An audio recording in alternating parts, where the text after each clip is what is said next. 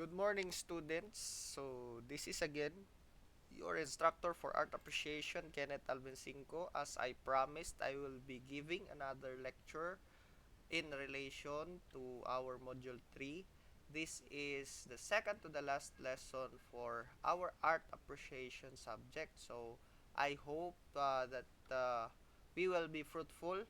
Uh, Good morning, good afternoon. I hope that we will be fruitful with our discussion, and I think as what I've shared to you, the video about Felipe de Leon, there is a distinct relation in terms of culture and arts. So culture is the very setup of a nation's values.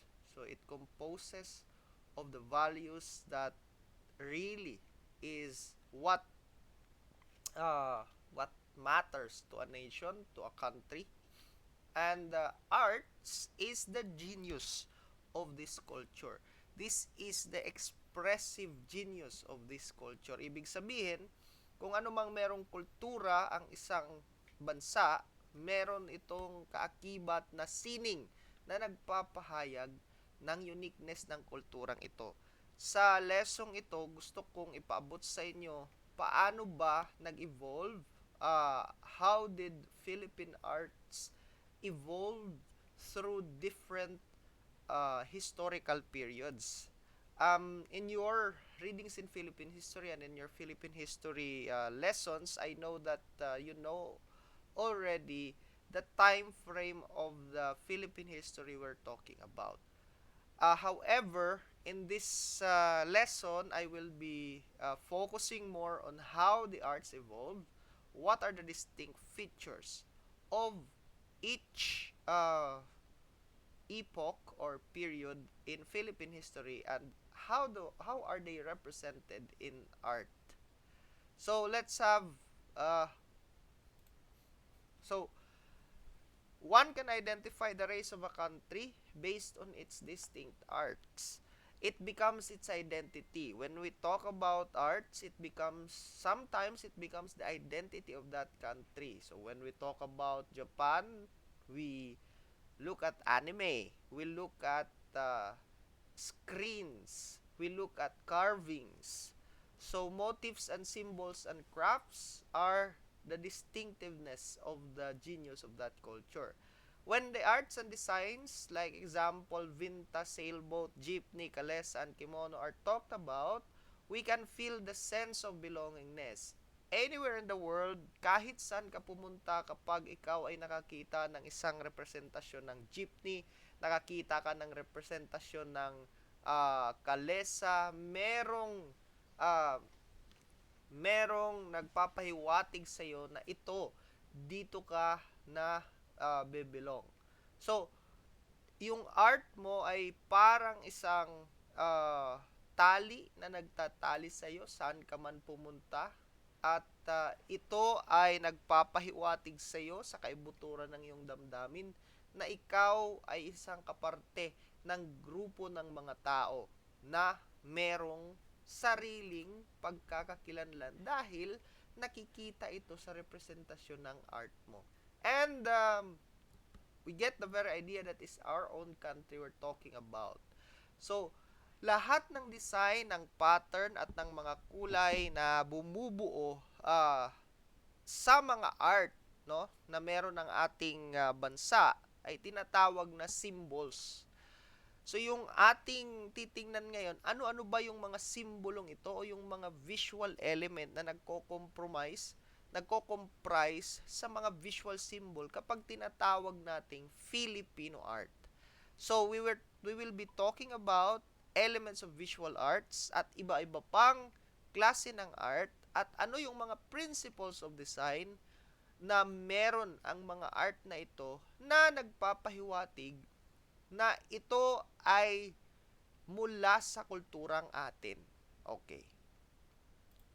So, our objectives for this lesson will try to familiarize with Philippine historical uh, timeline, with the characteristics of the art in each historical timeline, and will try to solicit ideas. Titingnan natin ano bang mga ideya and artworks from Philippine historical periods by organizing a chart. So, let's have the timeline.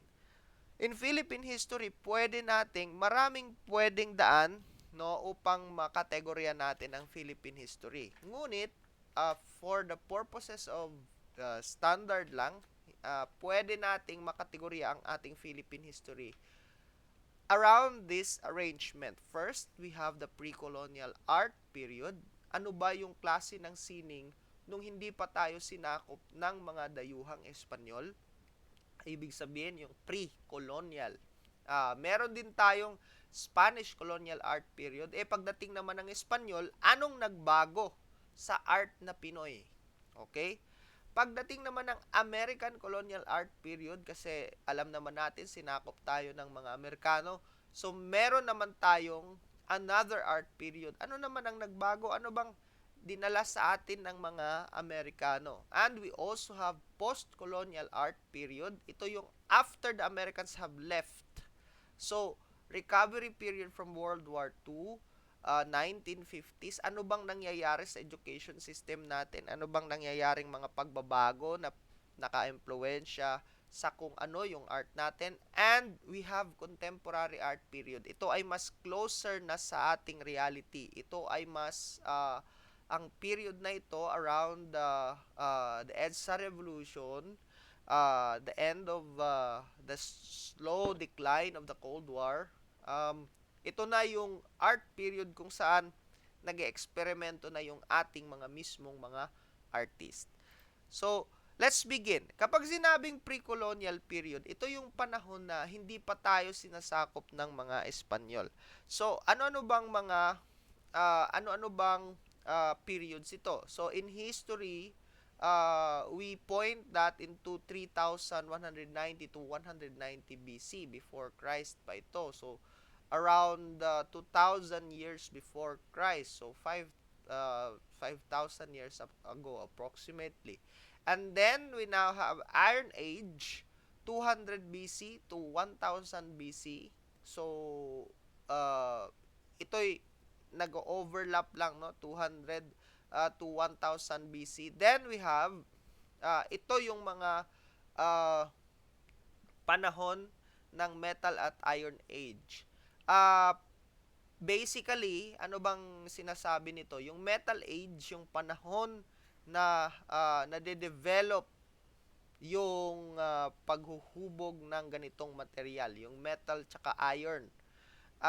Dito nagsisimula. Now, yung local communities dito are being established and art starts to go beyond mere craft. Kasi sa mga panahong ito, yung binubuong kahit anong material ay ginagamit. So, functional art siya sa mga panahong ito. However, after this, dito na de-develop sa panahong ito ang tinatawag na art for decoration, art for hindi na lang siya kagamitan, meron na siyang ibang function. So, such as stone weapons and jewelry. Yung mga palamuti, dito na-explore na pwede pala itong design. But starts to have decorative elements. Meron ding meaning at context. Kaya nga, merong tanong na bakit ba sa buong mundo, ano bang kahalagahan ng gold at mga diamante? Bakit ang dali na lang, bakit kapag sinabing gold, kapag sinabing diamante, meron itong kaakibat na risk kapag meron ka nito sa noong unang panahon. Bakit? Kasi maraming tulisan ang maghahanap sa iyo, maraming mga delikadong mga tao ang ikaw ay dadakpin, kikidnapin. Bakit? Kasi meron kang gold. Ano naman ang halaga ng gold? Wala talagang halaga yan, no? Sa panahong yon. Pero isang material na kahalagahan ng gold, it is non-corrosive. Isa itong klase ng metal na matagal siyang mag corrode o yung magkakaroon siya ng kumbaga hawaray taoy, rust. That's why when you do scientific missions above, no, doon sa atmosphere, yung mga scientific missions doon, yung mga spacecraft sometimes are lined with gold, no? Kahit nga yung kumukuha ng enerhiya sa araw ay merong gold. Merong isang non-corrosive element. Isa itong karakteristik ng gold na ito'y naging magandang storage for wealth kasi hindi siya nagko-corrode, no? Pero aside from that, marami ng meaning at context ang inilagay natin sa mga simpleng jewelry, sa mga simpleng weapons sa panahong ito. Now, the next age with that is your age of horticulture or the Neolithic period, the New Stone Age period. So, from 6,185 to 4,400 BC. Ito ay ang panahon kung saan nadidiskubrihan na natin ano ba ang iba pang mga kagamitan ng bato at paano na nag-evolve yung paggamit natin ng bato. This is 6,185 to 4,400 BC. So, before pa ito sa Metal Age at saka sa Iron Age. So, Age of Horticulture, ito yung mga times na talagang iba na yung create natin, hindi na lang tayo nagiging foragers o mga ngaso, no? We're starting to go into developing crops. Now, itong mga panahong ito ang nagsisimula kung ano ba yung siyensya. So, sa mga panahong ito, doon sa mga sibilisasyong Mesopotamia, sa mga sibilisasyon ng India at iba pang mga malalaking sibilisasyon, 6,185 to 4,400 BC was the establishment of a lot of civilizations. So, ibig sabihin, siyensya, sining, businesses, and cultivating of plants for food, at saka yung mga medicinal purposes, at saka yung aesthetic value sa panahong ito ng mga sibilisasyon unang umusbong. Now, ito yung pre-colonial period. Now, sa Pilipinas, ano bang nangyayari dito? Meron na ito sa Pilipinas sa mga panahong ito. You know, archaeologists believe that we didn't just exist 1,000 years ago or even before the Spanish have came. Archaeologists have believed that we have been existing for tens of thousands of years. So in these periods, meron ng mga Filipino communities, paliit-liit lang, that are slowly establishing our science, our crafts, our business, cultivating iba-iba na. Kaya nung dumating yung mga Espanyol, meron na tayong a form of civilization in their own standard. Pero syempre sa ating standard, meron na tayong nun. So, ano ba yung karakteristik sa pre-colonial? So, sa pre-colonial arts, ito yung nagiging purposes ng mga ginagawa nating mga likhang sining. Unang-una, we have religious symbols. Yung mga ginagawa natin na beyond na lamang sa functionality ay ginagawa nating religious symbols. Meron ding art ng fishing at farming. Ito yung klase ng art meron tayo, yung mga ginagawang mga pandakip ng isda ay yung source ng art natin. We also have specific decorative art patterns ng community. Yung isang komunidad, kagaya nung makikita natin sa ating mga indigenous peoples, they have developed their own patterns, no? That's why our textiles, alam nyo yung textiles, kapag sinabing textiles, everything that is about weaving, okay, about merong pinagtatagpi-tagping mga materials, yan ay textiles. So ano ba ang basihan ng art natin sa pre-colonial period? So it has either the influence of local religion, animistic tayo eh. Sumasamba yung mga dating Pilipino ay merong reverence sa nature o kahit anumang may buhay at even yung walang buhay. So dalawa yung influence, local religion, hindi technically Islam agad. So local religion o lokal na mga paniniwala, every community has their own way of believing in spirits, in their own spirituality, their own relationship with the nature and environment, at saka Islamic based. So, pre-colonial period, wala pang Espanyol, meron ding mga Islamic art na nag-develop sa atin na are distinct Filipino. Not just a very Islam pattern, pero distinctively Filipino Islam. Okay. So there is also an exchange of art aesthetics. Sa panahong ito, marami ang exchanges ng ano ba yung art and art processes with Chinese and other countries. So marami yung ating kasi traders tayo eh, yung Pilipinas before the Spanish came, we are very much a trading country. So meron tayong exchanges with other countries. So who frequents as traders with indigenous groups and other pre-colonial art like pottery, weaving, tattoo, jewelry, and carving and metal crafts.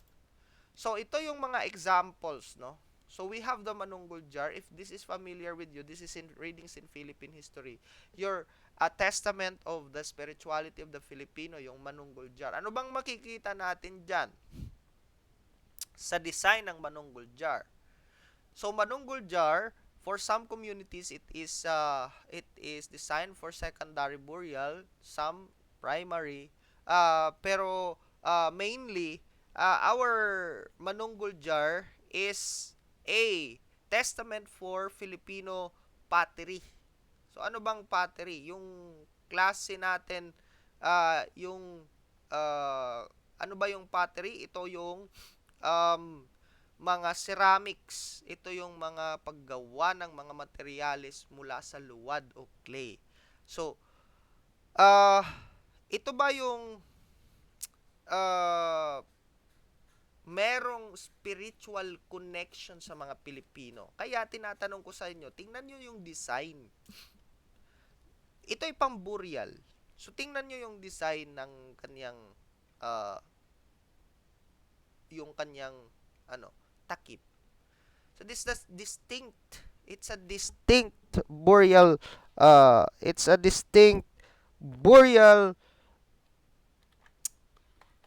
design. But you see the design patterns of curves which depicts waves. Eh bakit merong ano yan, parang isang bangka. So it depicts the spirituality of the Filipino kasi sa atin yung kaluluwa I believe to be sailing. So, naglalakbay ang kaluluwa after death. So, tingnan nyo, yung isang pottery, meron na siyang design, meron din siyang kaakibat na belief. Hindi lang siya pottery na walang meaning. Meron siyang meaning para sa mga Pilipino. So, therefore, this is a testament that before the Spaniards came, we already had this system of beliefs, this wonderful system of beliefs which are roots of our own art. O another, Ifugao women weaving in the backstrap loom, which I think even up until now nandyan pa rin, no? And another, dun sa mga north ng Philippines, marami pang mga textile, mga weaving dyan. But I would like to show you how we were very intricate, how we were very brilliant in our gold crafts.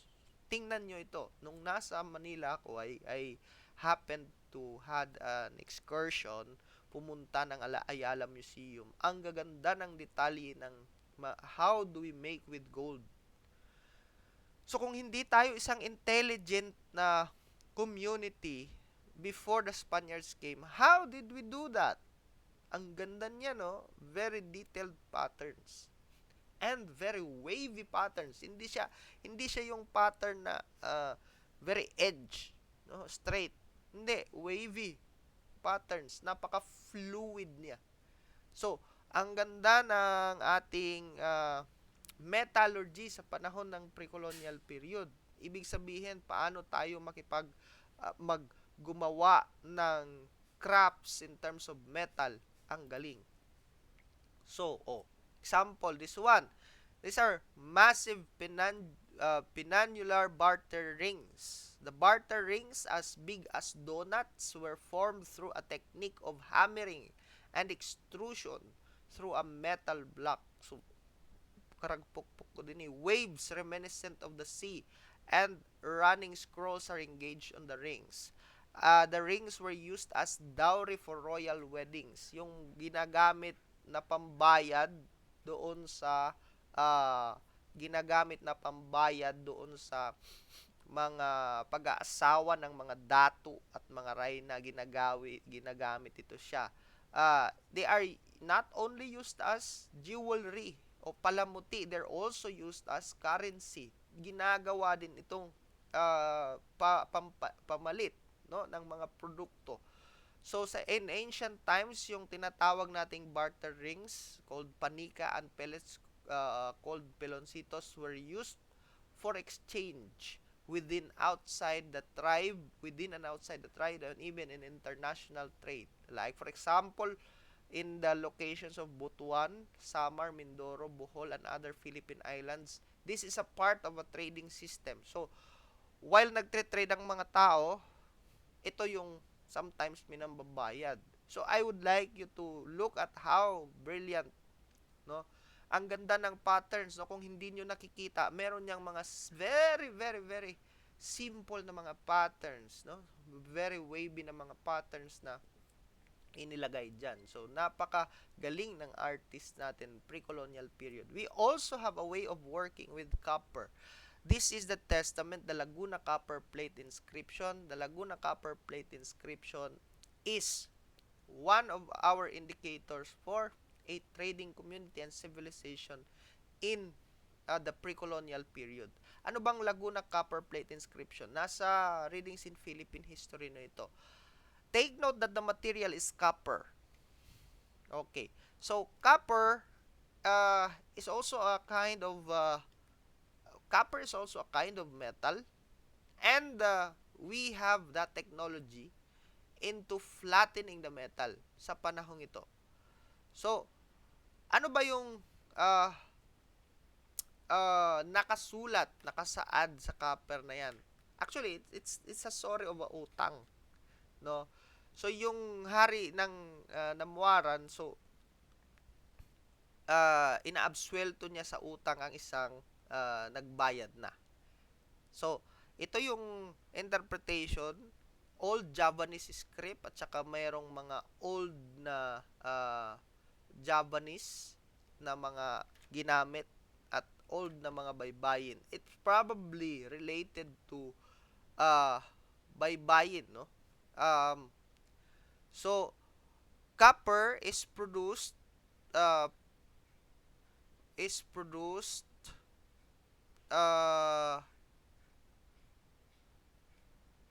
by mixing elements, no? And it's metal. So, yung titik-tik mo metal. So, very advanced, no? And we also have, if you can see, this is a chapter in the Boxer Codex. The Boxer Codex is, you search about the Boxer Codex. The Boxer Codex is a Philippine history material which talks about Southeast Asian Southeast Asian life. Oh, okay. So, isa na dyan na nakita ay yung Visayans, yung mga Bisaya. Tingnan nyo yung comparison, no? Sa mga datu, itong nasa dito, you have the datu, yung may mga gold, you have the freeman, and you have the other indigenous peoples.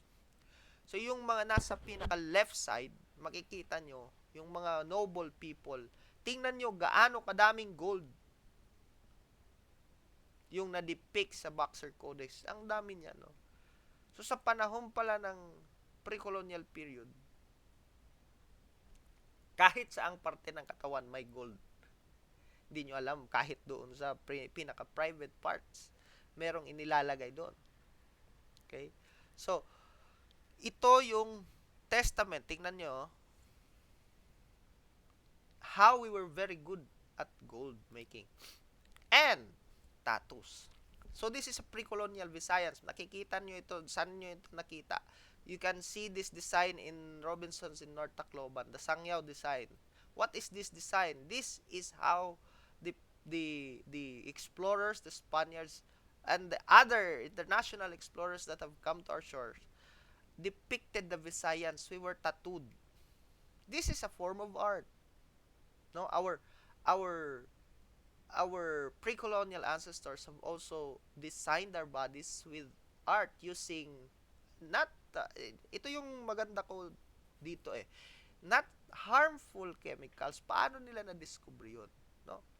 So, not that harmful, and they have tattooed it to their bodies with their own designs. Napaka-unique. Too bad, ito lang yung nakikita natin. Pero alam ko, within dito, kung titingnan natin yung detalye, meron pang mas malalim na mga detalye ito. Okay. Next, Muslim art and architecture. Ito yung ukir. So, yung Muslim naman ito, south, doon sa Mindanao. So, you have there the ukir. So, in Muslim architecture, meron silang ganito. If you can see this one, this post, ito yung bahay. I think this is a turogan. So, ito yung bahay. Tingnan nyo, merong mga poste. Bakit? Yung architecture natin, pre-colonial, naka-stilt yan. May mga tukod yan. Palagi. Why? Dalawang purpose. One is to shield from, is to prepare for floods for the low-lying areas. Second, for wild animals. And third, doon sa Muslim, kasi minsan, meron, nung mga panahong ito, we're starting to develop agriculture. Rats. So, kaya merong mga ganito. So, anong creativeness ng mga Muslim? They formed this one. Gusto nating may design mabongga, no? So, linigyan nila ng design ng ukir. Ano bang ukir? Ito ba yung ukir? Hindi. Yung ukir, itong pattern. Itong mga pattern, ang tawag dyan ukir. So, distinctive, geometric, and flowing plant-based design. Distinctive, meaning merong sariling design, folk motifs found in art sa Moro at saka Lumad people. Mind you hindi na lang ito Muslim Lumad people, indigenous at saka Moro nagmi-mix. Very Filipino, hindi po ito Islam. Okay. So particularly associated with the Maranao and the Sama-Badjao tribes. So itong mga tribe na ito ang associated na nagdi-design ng ukir. So, ano ba ito? It's called the symmetry art. Meaning, kahit flowing siya, may balance siya. Symmetrical siya. Ibig sabihin ng symmetrical, balance siya, perfectly balanced. Dito at saka dito. And believed to have originate from the much earlier ukil or ukil-ukil. Okay. So, let's go to indigenous architecture. Ano naman yung mga nasa indigenous architecture natin? As I said, these are the architecture natin from our northern tribes. As I said, ito yung architecture natin. So, ano naman ang relation niyan sa kabuhayan ng Pilipino? Marami. As I told you, 'di ba? We are on stilts. Kasi wild animals. Nakatukod tayo. Walang Filipino house sa panahong 'yun na hindi nakatukod. For enemies din. So you have to appreciate this. Ang ganda, no? Siguro kung yung mga architecture natin ngayon, ganun din, no? Ganun pa rin. Maganda siguro. Okay. So again, this is an example of an ukir. Tingnan nyo yung symmetry. Ang ganda. Based sa plant. Based siya sa plant.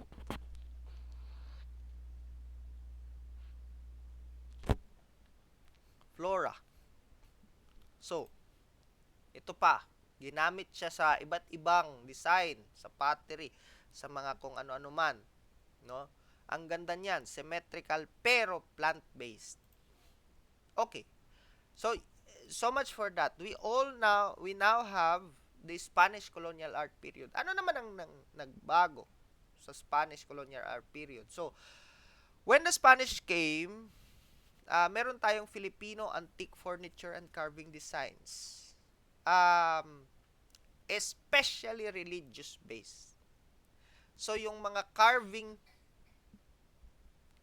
ng mga Espanyol, yung the way we work with wood, ay umabot din, no?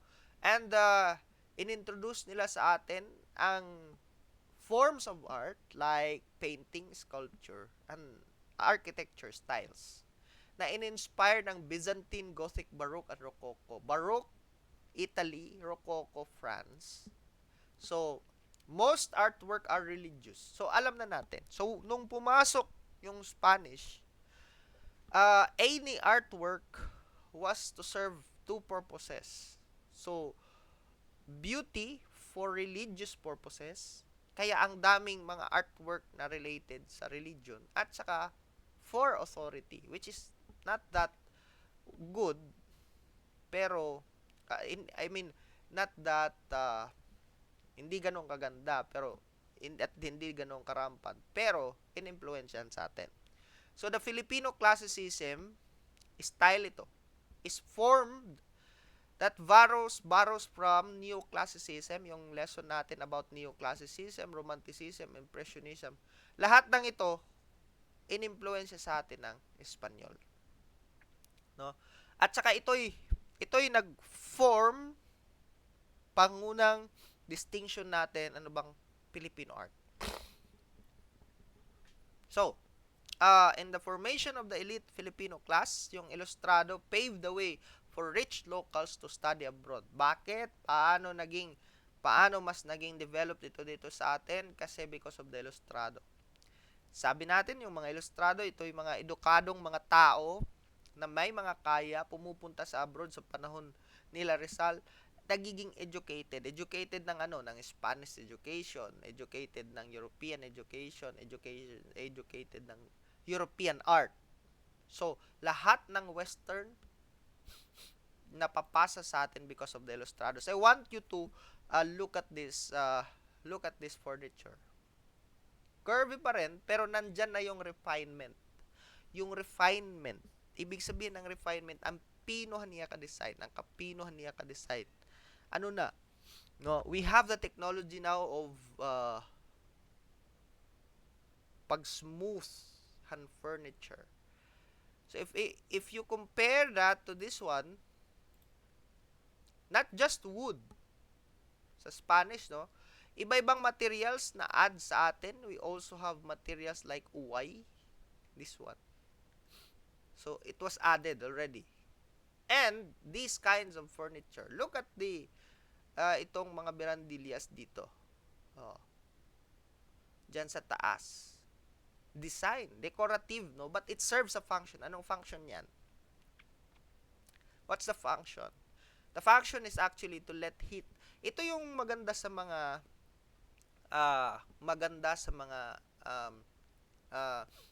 old houses. Those designs. The purpose of that is to let the heat up because hot temperature rises. So yung heat goes outside. Hindi na pupundo sa kwarto. So we have those designs. At saka ang lalaki ng bintana. Ito na yung architecture natin in the Spanish period. Tingnan nyo yung furnitures. Lahat ng design na ito are bought to us by the Spaniards. So, look. Marami nang dumating, no? Yung mga maliliit na cabinet. No, maliliit na mga cabinet. Konsepto yan ng Spanish eh. Actually, not the really small ones, but also the big ones. Itong mga big cabinets. But, also this. Okay. Yung konsepto ng cabinet na meron ka ng personal property. Kasi nung pre-colonial times, hindi naman ganun yun eh. We're very relational naman eh. We're very open to each other sa panahon ng pre-colonial times. When the Spanish came, the concept of personal property at saka yung heightened privacy Kaya nagkaroon tayo ng mga ganitong klase ng furniture. So, we also have the Baroque churches. Pag sinabing Baroque, this is hindi naman siya very extravagant style of design. If you can look at the styles of the churches, yung detalye ng mga church na yan, no, sculpted in corals and marble. Some of these are marble, but kasi yung materials natin dito sa Pilipinas, yung pinakamagandang ginagamit sa mga churches were the corals, no? And the limestone also. So, ito yung ginagamit sa paggawa ng mga churches. Marami sa Pilipinas dito sa Pilipinas ay mga Baroque churches pa. Ibig sabihin, mga church na dinisenyo ng Espanyol na may estilong Baroque kung doon sa Europe. Okay. So, we also have wood carvings, primarily religious. Look at that. Yung mga hardwood to eh. Ang ganda ng mga na ito eh. Ito, we also have this one. Yung mga statwa ng Nazarene. This one is not the statue of Nazarene. This is a statue of Jesus Christ, but it was carved in wood. No? Ang ganda. And we also have the experience of paintings. So, unang-unang na-introduce sa atin yung konsepto ng painting. Bakit konsepto? Konsepto lang siya kasi nung pre-colonial, wala naman tayong konsepto ng canvas na magpe-paint ka ng buhay na tao. Wala naman yan. Yung Espanyol ang nag-introduce yan sa atin at yung Ilustrados, yung mga edukado, like Juan Luna. So in this painting, we have Las Damas Romanas, painted by Juan Luna in the style of the new neoclassicist. Pag sinabing neoclassicist, bagong classic. Yung classic kasi, ang subject ng classics ay yung mga Greek gods, yung mga mythology, yung mga religious na dramatic. Pero yung neoclassicist, bagong classics, iba ng subject pero same stories. Okay. So, is one of the most famous paintings itong Las Damas Romanas, or meaning the Roman dames. So, dames is a source for damsel, no? So, skilled in style of the Academy of the first Filipino painter to win international recognition. So, tingnan nyo, light and shadow, yung medyo impressionistic pero realistic, ang galing ni Juan Luna. Okay, spoliarium. I want to show you a discussion. Ano ba itong spoliarium? So, this video that I will be sharing to you came from a very good YouTube channel which is called How a Painting Started a Revolution by the channel Sean Grenier, The Canvas. The channel is The Canvas, and moderated by Sean Grenier. The Philippine Revolution was inspired by a painting. After 300 years under the Spanish rule, the Philippines declared independence on June 12, 1898. The fight against colonialism was strengthened by the propagandists, a reformist movement aiming at legally affirming equality between Spanish and Filipinos, protecting civil rights, and give more power to the Philippines inside the Spanish Empire, notably by giving Filipinos Spanish citizenship, making the Philippines a Spanish province, and granting Filipinos representation in the Spanish Parliament.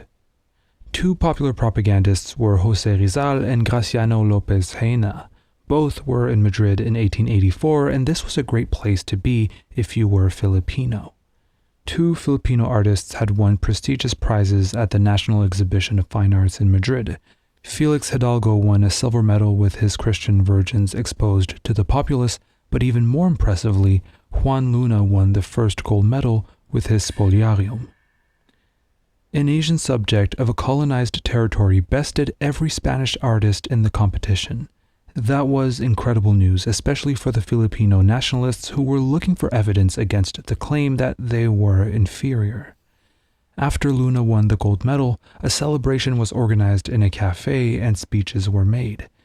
Rizal would say that the painting represents the spirit of our social, moral, and spiritual life, humanity subjected to trials unredeemed, reason in open fight with prejudice, fanaticism, and injustice. However, I prefer Lopez Haina's speech. The Philippines is more than a veritable spoliarium with all its horrors. There it lies in mangled fragments, humanity massacred, the rights of man perverted. There is no semblance of justice for the common man, and liberty is cinders, ashes, and dust. This, according to John Silva, senior consultant at the National Museum of the Philippines, is what inspired revolution, or at least reformation, in these thinkers. So let's look at Juan Luna's Spoliarium. It's an enormous painting measuring 7.7 meters by 4.2 meters. It's a dark image both in its tonal values and its subject matter. It depicts a spoliarium, the basement of a Roman amphitheater where the corpses of dead gladiators would be thrown. From there, they'd be stripped from their armor and weapons. A lot is going on in this painting. First and most importantly, dead bodies are being dragged in the middle of the composition. You can tell Luna wants us to look right in the center of this painting. This is where the scene is most lit. It's where vibrant red can be seen, and it's where the composition is the most dynamic through horizontal lines and a centered diamond. However, once you're initially shocked by the dead gladiators, your eye starts to wander. On the left, you see scavengers looking at their possible loot. A man is pushing another one away. As you travel more to the left, you see a crowd going upwards through a staircase, indicating that the spoliarium is underground. On the right, however, the scene becomes even more grim. A woman is mourning the death of her husband, or maybe her son. A father is looking for his son amongst the pile of dead bodies. This painting is one of death and suffering, not only the suffering of the gladiators, dead or injured, but the suffering of the ones they loved, their wives or parents. And something important to note as well is that all this death and suffering is senseless, it's avoidable. Perhaps Luna was equating Roman cruelty with Spanish cruelty, equating Rome's violent imperialism with Spain's violent colonialism. No matter what his intentions were, the social commentary behind this painting was inevitable. We're talking about a gigantic, important painting, one which, through its sheer size, makes a statement. The very fact that this statement of an artwork was to win the first gold medal would, of course, have an impact. But the most important reason as to why this painting was to become a social commentary was because its artist was from one of Spain's colonies. His identity as a colonized person was going to contribute to the interpretation of this painting. Even if Luna was in favor of Spanish colonialism, this painting would still, by virtue of being presented by a Filipino artist, be an anti-colonial artwork. It presents a behind-the-scenes image of the cruelty and bloodshed of an empire, and it's portrayed by a colonial subject, the talent and genius of which not even his colonial masters could deny.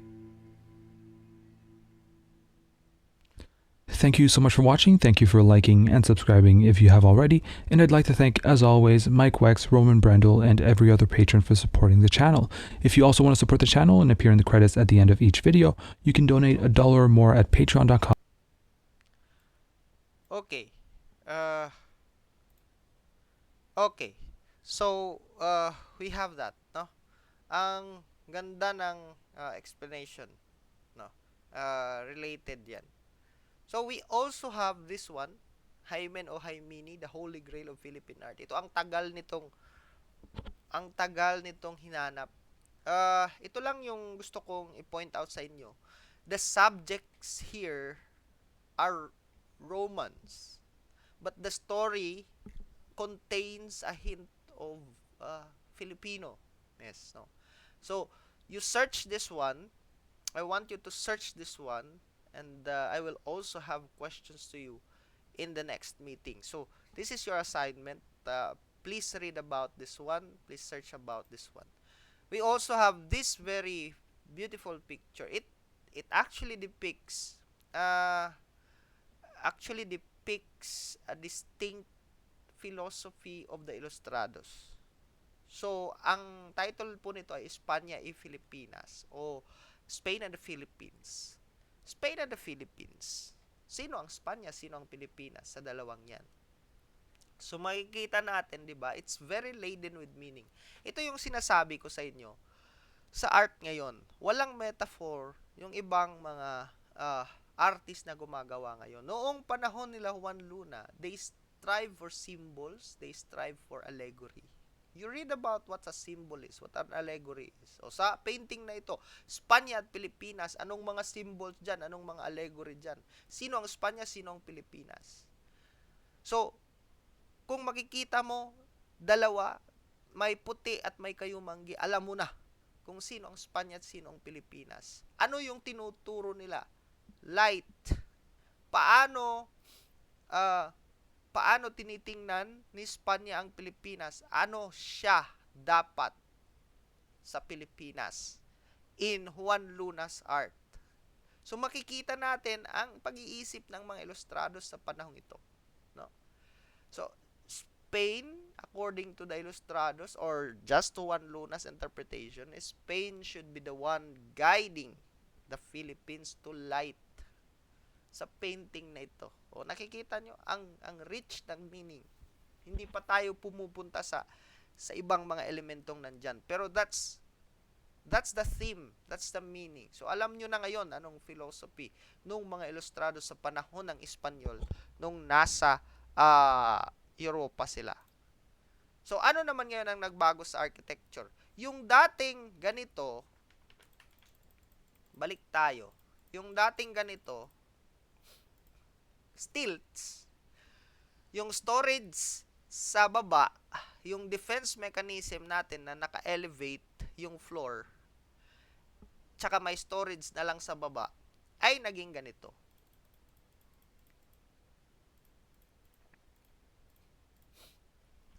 Meron na siyang bahay na bato sa ilalim kasi agriculture na tayo eh. Nasa dyan na yung parking ng kalesa, dyan na yung pinag-iipunan sa ibaba, yung ibaba pinag-iipunan ng iba't ibang mga materyales. So, ito na yung nagbago. Ano pa? Yung taas. Oh, naging kwadrado na siya. Very square, pati yung bintana malalaki. Yung taas, yung roof, ibang material na. So, bahay na bato na siya. So, ito yung nagbago in the Spanish time. Spanish na ito ha. Pero, this bahay na bato is a very distinct Filipino with the Spanish influence. Filipino pa rin ba to? This is still Filipino. Influence siyang Spanish lang, pero umadjust tayo dun eh. Nag-adjust tayo dun. Filipino pa rin. Ano naman ang American Colonial Period? So, nung American Colonial Period, ang dinala nila sa atin ay edukasyon, tsaka value formation. Ibig sabihin, ano bang mga values in the American way of life? So, ito yung linagay nila sa atin, particularly the value of individualism and democracy.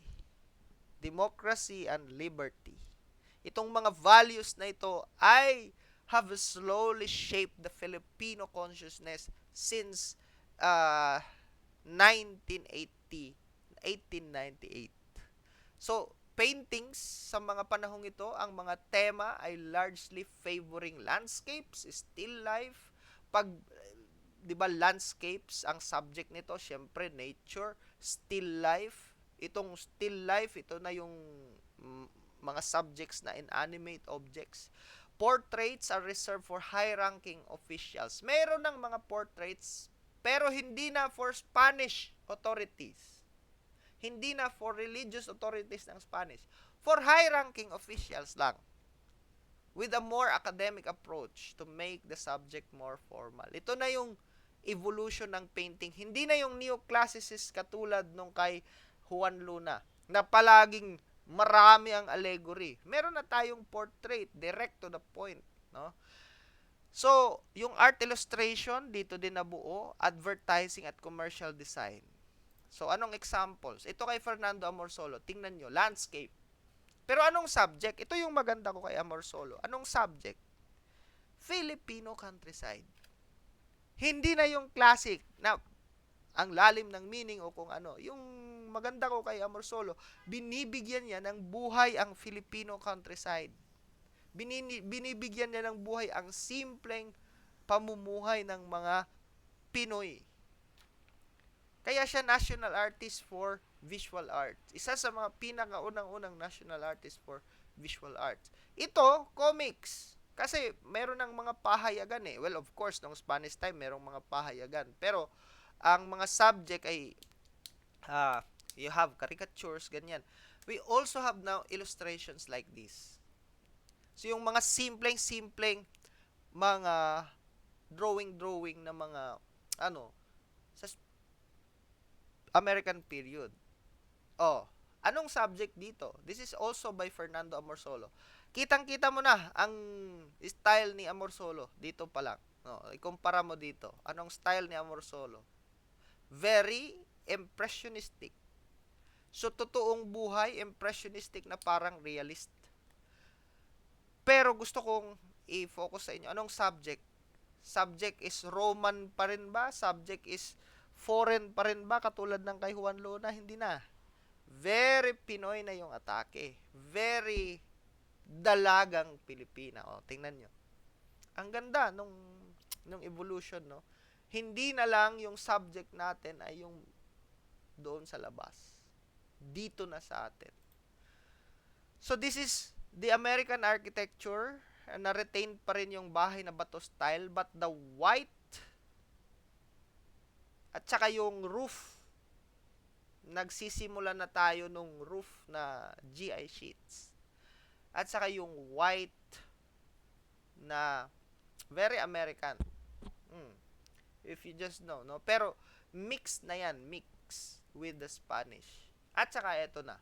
So this has been the architecture now. Low-lying na siya. Hindi na siya yung stilts. Pwede nang low-lying kasi yung Americans wala naman sa kanilang although they still have that much pero hindi na sa kanila yon. Okay. So after the war, ano ba ang nangyari? So post-colonial, wala nang Amerikano. Lumabas ang Japanese. Ano bang nangyari? So merong growing and expanding Philippine art, pop art, installation art, and performance art. Lumabas na ito yung popular art, yung installation art. Pag sinabing installation art, yung pinagtatagpi-tagpi mo, i-install ka ng mga kung ano-anong mga pieces dyan na nagagawang art. At ito na yung naging dominant at nagpasimula ng tinatawag na Philippine modern art. So ito na. We have experimented with these types of paintings. May subject pa ba?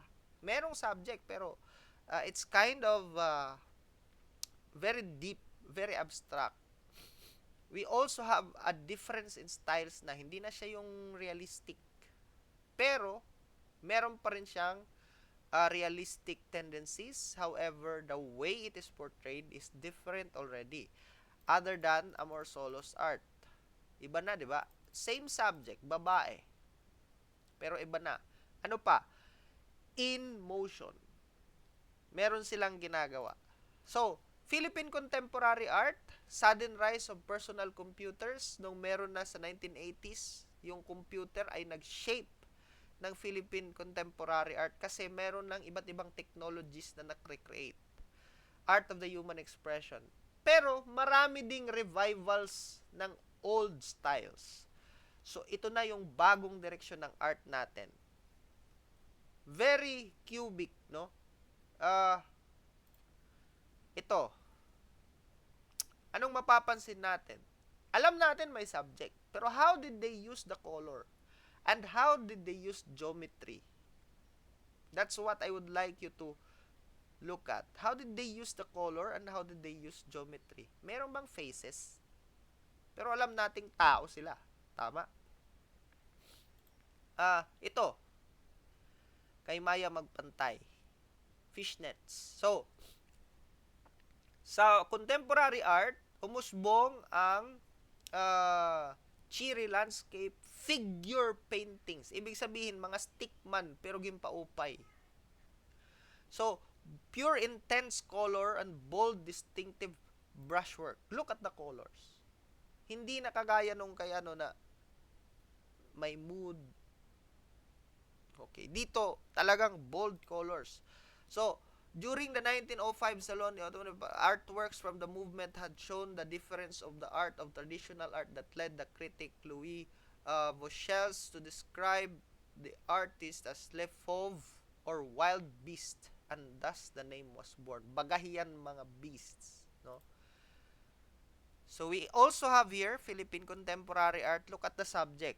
Hindi na kagaya nung cheery na mga subject like here. Oh, ito meron pa ring malumanay, emotional na malumanay. Ito cheery pa rin. Pero dito lumalabas na ang ibang subject sa art. What is this? Ako, the way I read it, it's like depression because of the blue, because of the ano. So, hindi na lang yung art ngayon, hindi na lang yung beautiful to the eye, but also heavy for the emotion. So cubism na ito yung umuusbo ngayon sa contemporary, sa present, by George Braque and Pablo Picasso, easily recognizable because of their flattened, nearly two-dimensional space, inclusion of geometric angles, lines and shapes, neutral color. Ano ba yung cubism? Cubism allows artists to see in a different way, ibang paraan ng pagtingin. So this cubist painting were not meant to be realistic. Instead, the artist would compile together fragments, tagpi-tagpi, of the subject from different points into one painting. So, yan, sample. Ito medyo na na ito ng computer. Cubes. Different way of looking at a painting. So expressionism is also being explored today. Modernist movement originating in Germany, the beginning of 20th century. Ano bang meron sa expressionism? It's to show the world solely for a subjective perspective. It distorts reality, distorts it radically for emotional effect. Mas importante ang emotion sa expressionism na dito sa Pilipinas. Yung expressionism natin kasi hina-highlight yung emotional experience. Kaya expression siya eh. Sample, this one. So, anong mafe-feel mo, no? These are the elements of ano. So, sa contemporary art, itong mga medyo weird sa atin na styles, medyo hindi naman siya weird talaga kung hindi mo siya alam basahin. Pero itong mga expressionism, ito, sa contemporary art, ito na yung lumalabas. Okay. So much for that. Philippine Historical Overview. Sana may natutunan kayo. And I hope this will have an impact to how you view art in the Philippines. So, antabayanan na lang yung mga announcement. Thank you very much and good day.